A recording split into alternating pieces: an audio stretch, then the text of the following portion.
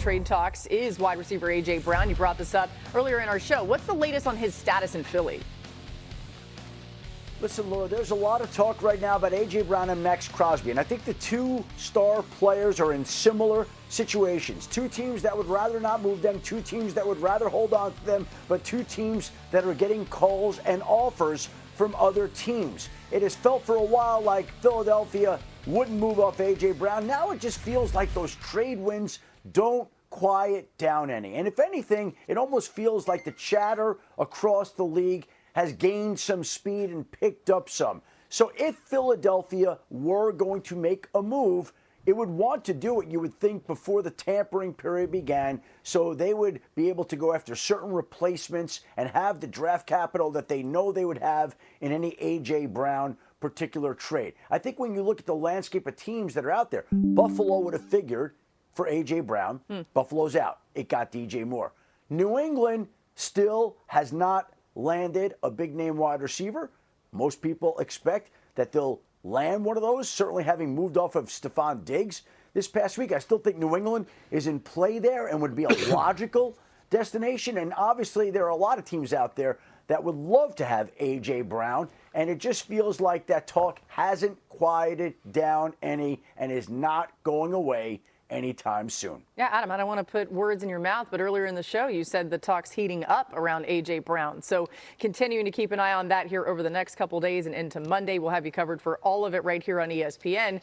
You heard some of the names there, or at least one team mentioned, Tim, that the A.J. Brown trade could involve would be the Patriots, which is fascinating to think about that team, Drake May, having a target like that. Is this something the Eagles should be doing, though, trading away A.J. Brown?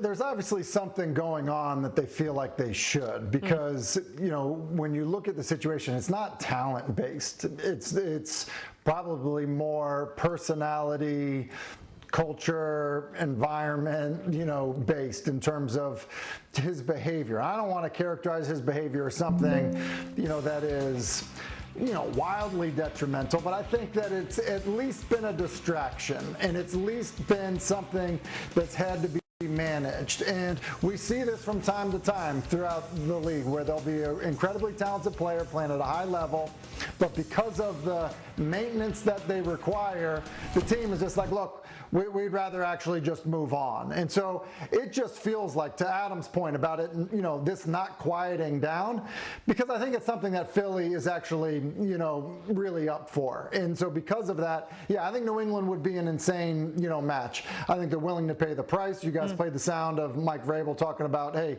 listen, it costs what it costs to go get a great player. And then I think that, you know, the personality of Vrabel, the personality of A.J. Brown, that I think can be, you know, satisfied in terms of Vrabel's leadership. And then it's a need for New England. They need a true number one. Their current starting wide receivers, all three of them, are each averaging less than 3 touchdown receptions a year. They desperately need a true number one. Tim said it has to be some sort of distraction in order for Philadelphia to move off of such a talented player. A top 3 outside receiver in this league still, even after a down year. But I'd have to be pretty darn distracted to take the 4th biggest dead cap charge in history to not have A.J. Brown on my team in a year where you're trying to win the Super Bowl. We're talking about a guy who was still 10th in the league in target share again last year, even though he's complaining about not getting the ball. I just think the way he creates space over the middle of the field for Devontae Smith, there's so much that he does, whether he's catching the ball or not, that stresses a defense. I'd want him on my team. Yes, a team like Buffalo, if they could trade right now for a time machine, would be a great option. They're not going to be a fit. So where is he going to go that's going to be a better situation? I guess maybe New England if they want to give up those assets. But I generally, if I'm Howie Roseman, I'm going to try to find a way to keep him. He is so good, and you can't get equal value for a guy like that. It feels like he wants to get out too, though. I mean, you can't look at what happened last year and say, oh, this guy's just happy as a clam there. I mean, Jeremy, that part of it, I get it. An asset like that, you try to hold on to him if you can, but he doesn't want to be there. Right. Well, Kevin, you mentioned the salary cap issue with trading A.J. Brown. That is a factor because the Eagles, I'm told, want so much in a potential trade. I talked to one team that asked about this, and they said they want a first-round pick and even a second-round pick. Like, we're talking a lot of draft capital for a receiver who's close to 30 years old. Now, maybe they'll soften on that as talks go, but this is sort of a waiting game because teams aren't willing to give up quite that for A.J. Brown, but they still want him, but the Eagles aren't shutting the door completely. So like Adam said, this is not dissipating anytime soon. It was this way at the Combine last week. It seems to have picked up some steam, but if the Eagles are going to not only have a great player, but they're going to have to take a huge dead cap hit on their books, they need draft return for it. Adam, how about that price that Jeremy's talking about? Yeah, and that's the delay. There was one team that called the Eagles last weekend, and they said, hey, we'd like to trade for A.J. Brown. What would be the price? And it was at least a 1 and a 2, maybe more. Yeah. And that team said, wow, thank you very much. No thank you. And the team obviously made a decision to move on. And I think that that's the case with A.J. Brown and with Max Crosby. Yeah. The Eagles are determined to get their price. The Raiders are determined to get their price. Yep. And neither team, the Eagles nor the Raiders, has been willing to budge until they get close to what they want. Now, as the new league year creeps closer and as we get to the start of the next week, it's always possible that the Eagles and the Raiders could reduce their asking price. But it doesn't sound like that's happened at all to date. And it doesn't sound like it may happen today or tomorrow, and we'll see what transpires over the weekend. Both teams are asking a lot. Both teams have been unwilling to move the players unless they get a lot. But both teams are listening to calls and offers. Somebody's going to have to get real desperate here over the next couple days. Could happen, okay? Desperation comes out. You never know. Coming up, the Ravens have some big names. That for DJ Moore. Yeah. Sent him to the Buffalo Bills yesterday, Laura, in return for a second-round draft pick shipped off DJ Moore and a fifth-round pick. The Bears felt like they could make that move with Rome Odunze, Luther Burden, Colston Loveland, Cole Kmet. They felt like Caleb Williams had the weapons he needed, and Buffalo really wanted DJ Moore. The two sides get the deal done. Then last night, the Chicago Bears cleared out $15 million of cap space by moving on from Tremaine Edmonds. It's a big move for a productive linebacker who has 900 tackles on his NFL resume. He now will become a free agent, leaving Chicago. The Bears will have a need at the linebacker position, but they felt like with the savings of $15 million, the move made sense at this point in time. All right, we'll keep an eye on that for sure. And you talk about some of that money that they've freed up. Here's exactly how much more money Chicago has to spend. Between Edmonds' release, the DJ Moore trade, Drew Dahlman's retirement, you're looking at about $44 million in additional cap space ahead of free agency next week. So, Kevin, you like all the moves that the Bears have been making, and along those lines, what else should they be doing?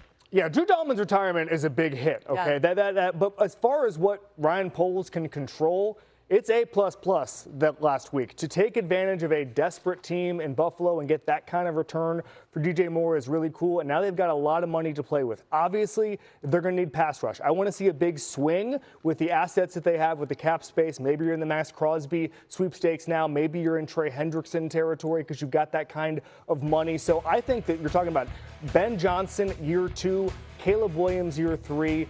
They're going to have the roster ready to compete for an NFC championship because of what Ryan Poles is doing this week.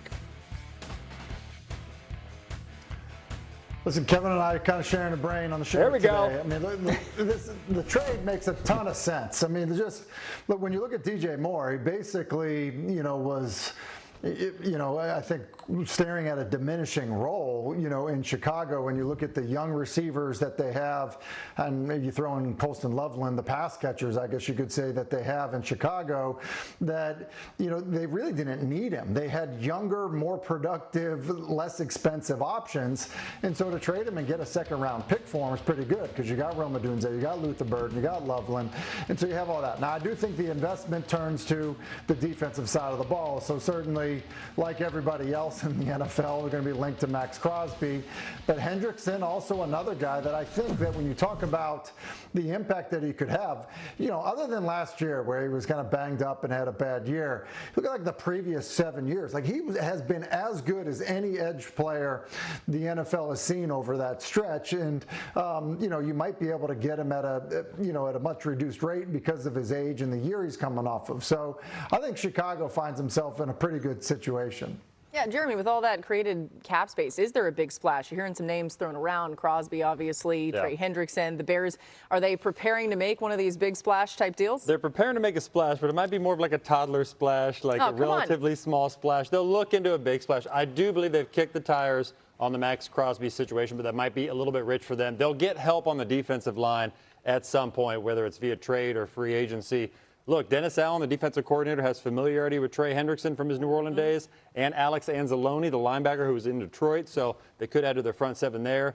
They need a cornerback. They need to try to re-sign Kevin Byard. I do believe there's a chance that that happens. So they could spread the wealth a little bit. In the center, they're going to get a center at some point as well, either in the draft or free agency. So it's going to be a mix of a lot of things. You mentioned the need for pass rush. Last year, they were historically good at creating turnovers without pressure.